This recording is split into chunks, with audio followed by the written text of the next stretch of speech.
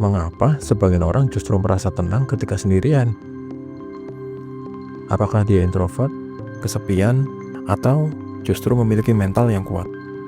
Pernahkah kamu melihat seseorang yang hampir selalu sendirian? Makan sendirian, pergi ke suatu tempat sendirian, duduk sendiri ketika orang lain sedang berkumpul. Bahkan mungkin ketika ada waktu luang, dia justru memilih berada di kamarnya, membaca, menonton sesuatu, bekerja, atau hanya duduk diam dengan pikirannya sendiri. Lalu orang-orang mulai bertanya, kok dia betah banget sendirian? Apa dia nggak kesepian? Apa dia nggak punya teman?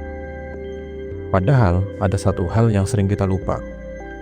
Sendirian dan kesepian adalah dua hal yang berbeda. Seseorang bisa dikelilingi puluhan orang, tetapi merasa sangat kesepian.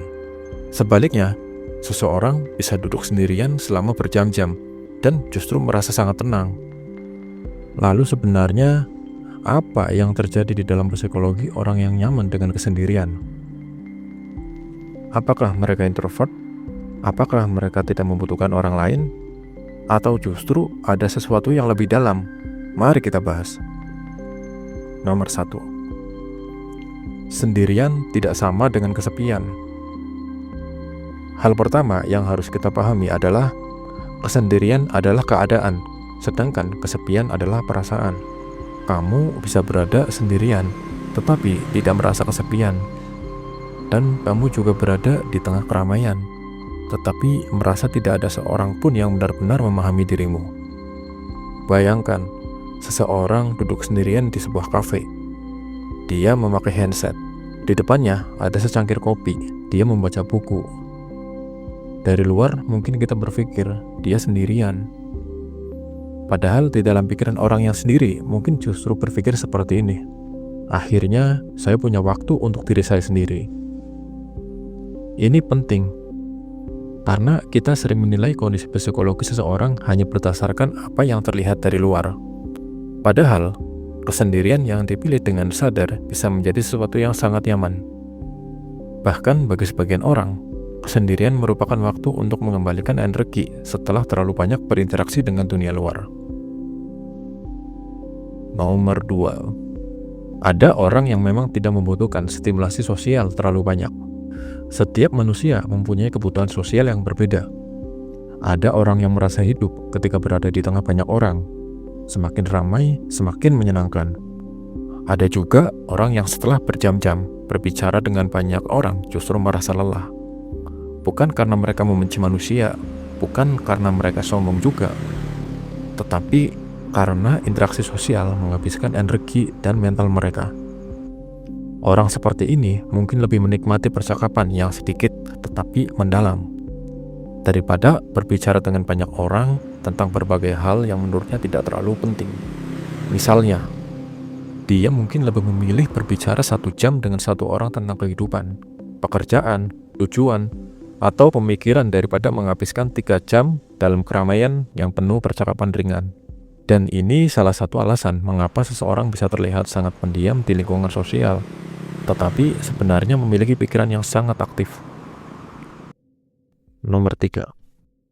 Mereka bisa menikmati dunia dalam kepala mereka sendiri. Ada orang yang ketika sendirian tidak merasa kehilangan sesuatu. Kenapa? Karena pikirannya sendiri sudah cukup menarik. Mereka bisa berpikir tentang rencana masa depan, menganalisis sesuatu yang terjadi hari ini, membaca, belajar, mendengarkan musik, mengembangkan hobi, mengerjakan proyek, atau bahkan hanya duduk dan memperhatikan lingkungan. Mereka memiliki apa yang bisa kita sebut sebagai dunia internal yang kuat. Mereka tidak selalu membutuhkan distraksi dari luar untuk merasa nyaman.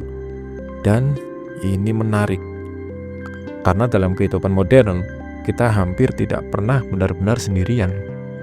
Ada notifikasi, media sosial, message, video pendek, berita, komentar, dan berbagai macam informasi yang terus masuk ke kepala.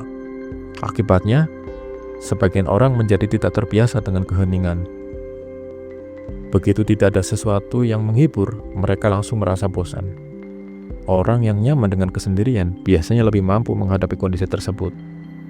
Mereka tidak selalu membutuhkan sesuatu dari luar untuk mengisi pikirannya. Nomor 4, mereka tidak terlalu bergantung pada validasi orang lain. Ini mungkin salah satu poin yang paling penting. Ada orang yang merasa dirinya berharga ketika mendapatkan perhatian dari orang lain. Dipujilah, dia merasa baik, tidak diperhatikan. Dia mulai bertanya-tanya, apa saya tidak menarik?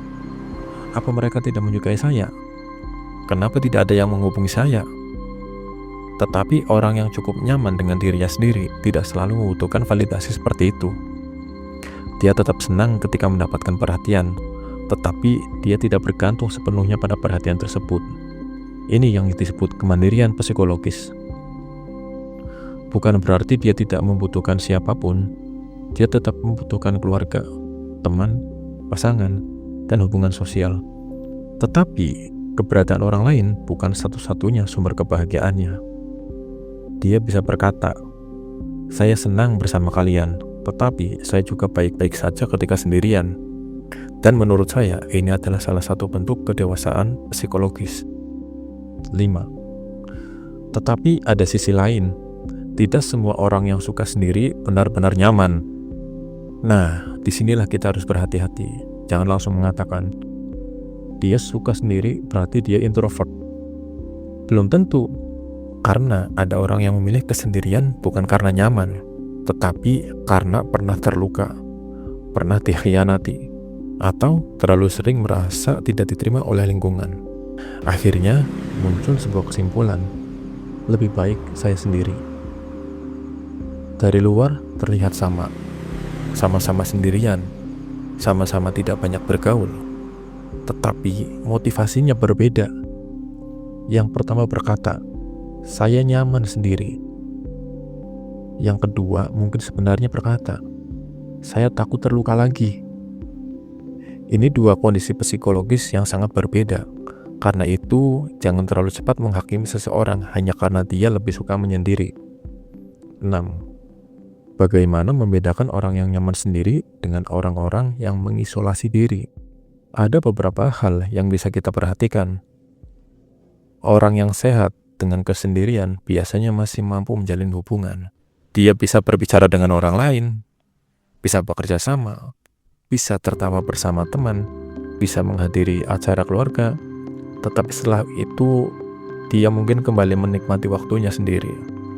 Sedangkan orang yang mengalami isolasi sosial mungkin justru ingin berhubungan dengan orang lain, tetapi merasa sangat takut, cemas, tidak percaya, atau tidak mampu melakukannya. Jadi pertanyaannya bukan berapa banyak waktu yang dihabiskan sendiri, tetapi apa yang dia rasakan ketika sendirian, dan apakah dia masih mampu menjalin hubungan ketika dia menginginkannya. Itu jauh lebih penting. 7. Kenapa orang yang nyaman sendiri kadang dianggap sombong? Ini juga merupakan fenomena yang menarik, karena masyarakat sering menganggap orang yang banyak bicara sebagai orang yang ramah. Orang yang sering berkumpul dianggap mudah bergaul, sementara orang yang diam sering dicap sombong. Padahal diam tidak otomatis berarti sombong.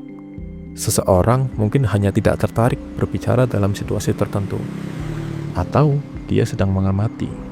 Kita harus berhenti menggunakan satu standar untuk semua manusia, karena manusia memiliki temperamen, kebutuhan stimulasi, pengalaman hidup, dan cara regulasi emosi yang berbeda. Jadi, kalau ada seseorang yang lebih banyak diam, jangan langsung menyimpulkan bahwa dia tidak menyukai kita. Mungkin memang begitulah cara dia berfungsi. 8. Kesendirian bisa menjadi tempat untuk mengenal diri sendiri, memberi kita kesempatan untuk mendengarkan pikiran kita sendiri. Ketika kita selalu berada di tengah orang lain, kita sering mengikuti suara lingkungan. Apa sih yang sedang populer? Apa sih yang orang lain pikirkan? Tetapi ketika kita sendirian, suara-suara itu perlahan berkurang. Dan kita mulai bertanya, sebenarnya saya ingin apa? Apa yang sedang saya kejar? Apakah hidup yang saya jalani benar-benar yang saya inginkan? Atau saya hanya mengikuti kehidupan orang lain? Karena itu, kesendirian yang sehat bukan sekedar tidak memiliki teman, Kesendirian bisa menjadi ruang refleksi, tempat seseorang mengevaluasi dirinya, memikirkan kesalahan, menyusun rencana, dan menentukan arah hidup. 9. Jadi, apakah nyaman sendirian itu baik? Jawabannya bisa sangat baik, selama kesendirian tersebut merupakan pilihan yang sehat dan bukan karena pelarian dari kehidupan. Kita tetap membutuhkan manusia lain. Kita membutuhkan hubungan, keluarga, pertemanan, kerjasama, kasih sayang. Tetapi kita juga perlu memiliki kemampuan untuk berdiri sendiri. Karena kalau seseorang tidak pernah nyaman sendirian, dia mungkin akan terus mencari seseorang hanya agar dirinya tidak merasa kosong. Dan ketika seseorang terlalu takut kehilangan orang lain, dia bisa bertahan dalam hubungan sebenarnya yang sudah tidak sehat. Maka kemampuan untuk berkata, "Saya mencintai keberadaanmu, tetapi saya tetap mampu berdiri ketika kamu tidak ada," adalah sesuatu yang sangat berbeda dari ketergantungan. 10. Kesendirian bukan selalu kekosongan. Jadi, kalau kamu adalah orang yang nyaman sendiri, jangan buru-buru menganggap ada sesuatu yang salah dengan dirimu. Mungkin kamu memang membutuhkan lebih banyak ruang pribadi. Mungkin kamu menikmati ketenangan. Mungkin kamu memiliki dunia pikiran yang cukup kaya. Atau mungkin kamu sedang berada dalam fase kehidupan ketika kamu ingin lebih mengenal dirimu sendiri. Tetapi tetap tanyakan satu hal kepada dirimu. Apakah saya memilih kesendirian karena saya memang nyaman, atau karena saya takut menghadapi orang lain? Kalau jawabannya adalah saya nyaman, saya tetap bisa bersosialisasi, tetapi saya juga menikmati waktu sendiri, maka tidak ada yang aneh. Kamu hanya memiliki cara berbeda dalam mengisi energi dan menjalani kehidupan.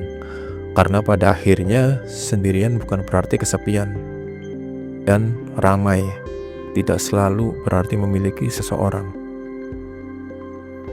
Terkadang seseorang justru menemukan ketenangan terbesar ketika untuk pertama kalinya dia mampu menikmati kebersamaan dengan dirinya sendiri. Menikmati kesendirian bukan berarti menjauh dari dunia. Kadang itu adalah cara untuk kembali mengenal siapa diri kita sebenarnya.